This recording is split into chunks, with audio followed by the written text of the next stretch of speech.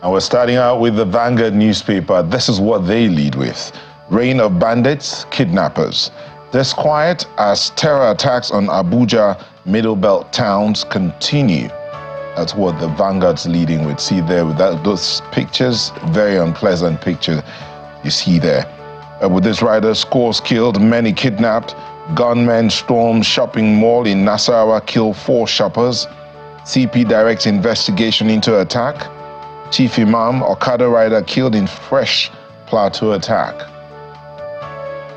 You get more details of this story on page 5. It's not a very nice story. No, it is not nice in any way to hear this. Reign of bandits and kidnappers.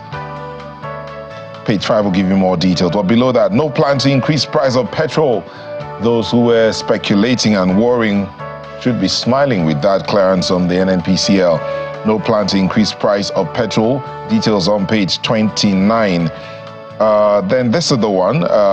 Hisba board seizes truck with 24,000 bottles of beer in Kanu. That's not something new. I mean, alcohol's been restricted in Kanu and in some other states in northern Nigeria. So who are they supposed to bring it in? Do they have the permits, and where are they taking it to? Well, go to page 13 and see more details. Above the nameplate, no apology for backing Diri's re-election. Credited to the former president. Details of that you find on page 12. And Naira scarcity, devaluation, rising inflation. TUC tells FG, you get that on page 8. But this one happened yesterday. A history maker passed. It says first under 17 World Cup winning coach Sebastian Broderick dies at 85. Is on page 31. I do remember that tournament. It was really interesting. That's what we had in the Kogbadi captaining the team. And when they lifted that trophy, the whole of Nigeria was agog. Yes, and it's still something that many, I'm sure I also, whenever he thinks about it, delights in. So let's hope that what's happening this month, AFCON blow, the AFCON, let's hope that Nigeria will lift that trophy and people like Ayo can laugh and dance and jump all over again. But that's it from the Vanguard. Well, I like that you like the name Ayo, but hey, it's too late. You can't use that name anymore. Nyota is what we know you by, so stick with it. Okay, this Nigerian newspaper is next, and what do we have as its lead story? It's a concern, and I hope that the president and his affiliates are aware. Our hope not yet renewed. TUC tells Tinubu. The stories on page 4 describes 2023 as year of excruciating dashed hopes. Calls on FG to implement agreements reached with Labour last year. Find that the details of that story on the inside pages. At the bottom of the page is that story. NNPCL records 112 oil thefts in Niger Delta region in 7 days. Stories on page 19. One question. Where are the oil thieves? We've been talking about this forever. Where are the oil thieves? Who have been apprehended? Who are the people committing these oil thefts that the NNPCL is recording? It begs a lot of questions. And then what are the consequences of oil thievery? What are the consequences of someone stealing crude oil in Nigeria? Questions. I don't know if this Nigerian newspaper has some of those details on page 19, but you can check in case you find them. And of course, let's know your thoughts on these issues that are being raised. That's this Nigerian newspaper today.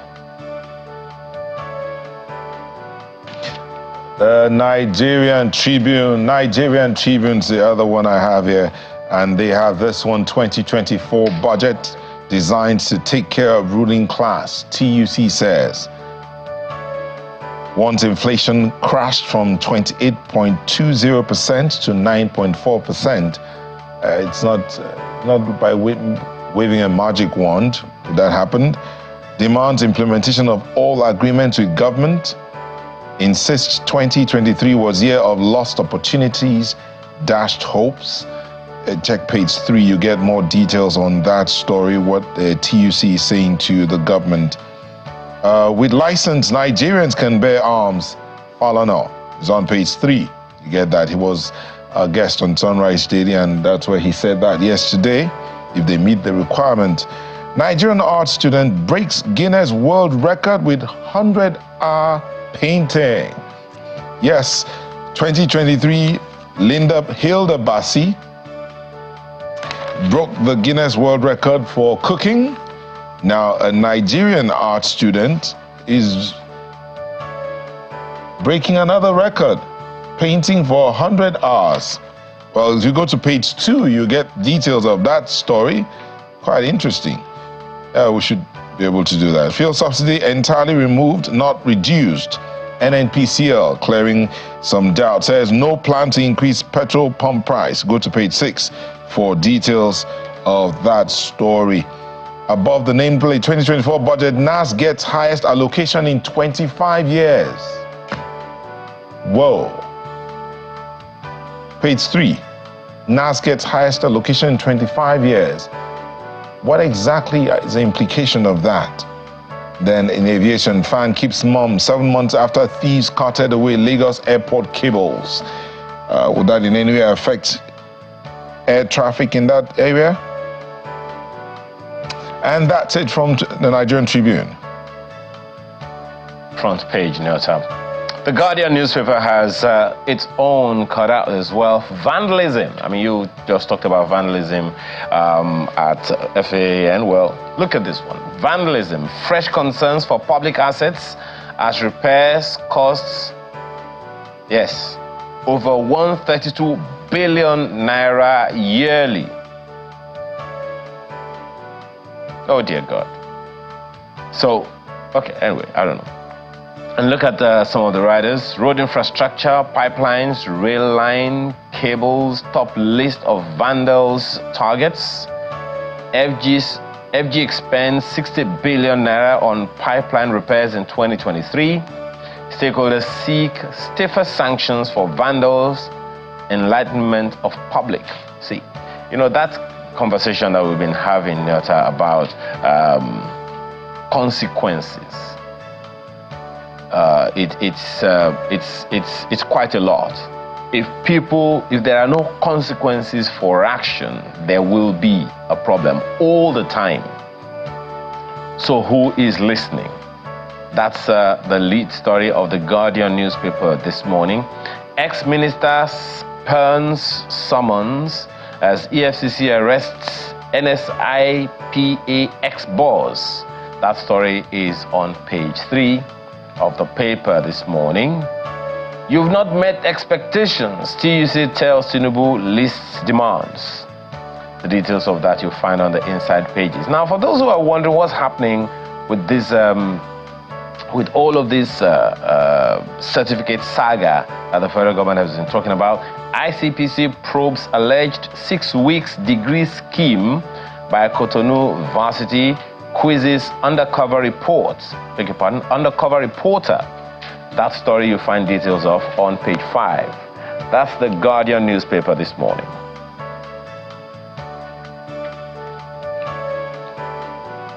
Trust, and they lead with that story that was on the front page of the Vanguard as well, with clarity on where that attack was. Robbers kill 4 in shopping mall near Abuja, on the outskirts of Abuja. See that survivors have their own remarks. It says they forced customers to lay flat on ground. It was like a dream. Our operatives responded on time. That's the response from the Nigeria police. Then below that, you see this on Kanu government. 44 local government areas lock horns over funds for capital projects.